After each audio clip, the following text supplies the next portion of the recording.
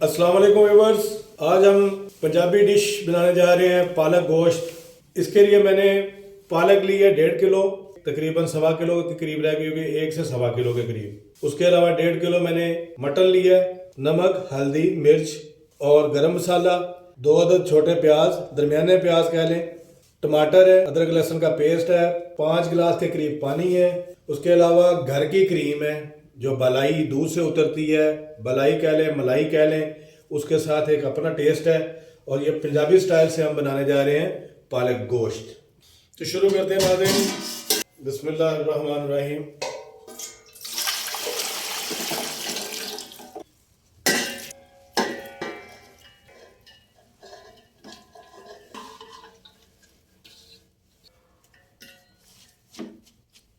नमक जाएगा इसमें 1 टीस्पून, बाकी हम उसमें डालेंगे गोश्त में।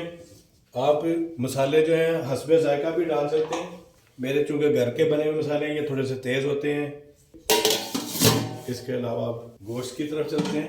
अच्छा जी, ये पालक को हमने रख दिया है तकरीबन आधे घंटे के लिए, और इसमें हमने कोई 4 गिलास पानी डाला है। 1.5 किलो गोश्त है, अदरक लहसुन का पेस्ट, इसको थोड़ा सा हिलाएंगे और इसको हम बंद कर देंगे 20 से 25 मिनट के लिए। जो वेलकम बैक नाज़रीन। 25 मिनट हो चुके हैं, पालक को भी 25 मिनट हो चुके हैं। अब हम इसकी आग बंद करेंगे। जो गोश्त है इसको कढ़ाई में करेंगे और जो पालक है उसको ब्लेंडिंग मशीन में डालेंगे।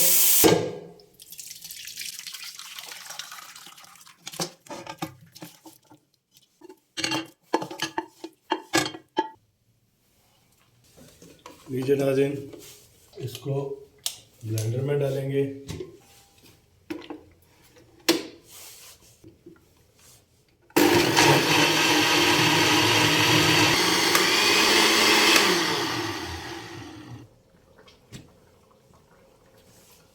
हमने अच्छे तरीके से इसको ब्लेंड कर लिया।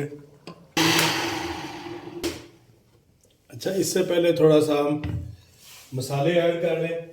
1 टीस्पून हल्दी, 1 टीस्पून जो है रेड चिली,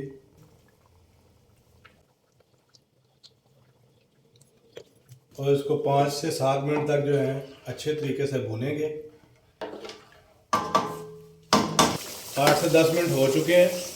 अब हम इसके ऊपर ये जो घी है, और ये घी में शामिल है इसकी अपनी यखनी, जो इसका अपना रोगन भी है, ये निकालेंगे और ये हम एंड में जो है सर्व करते हुए इसमें डालेंगे। ये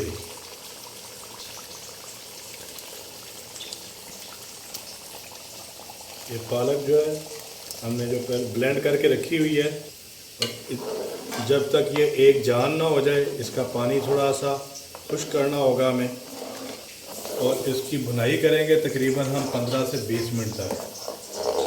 अच्छा जी, इसको 10 मिनट हो चुके हैं। इसमें मैंने ये 100 ग्राम से थोड़ी सी ज़्यादा मैंने मलाई ली है। ये घर की बनी हुई मलाई है, ये जो दूध से उतरती है वो मैंने डाली है इसमें। बाज़ार की भी आप डाल सकते हैं, लेकिन इसका टेस्ट ज़्यादा है। इसको मज़ीद हम 20 मिनट देंगे और ये हमारी तैयार है।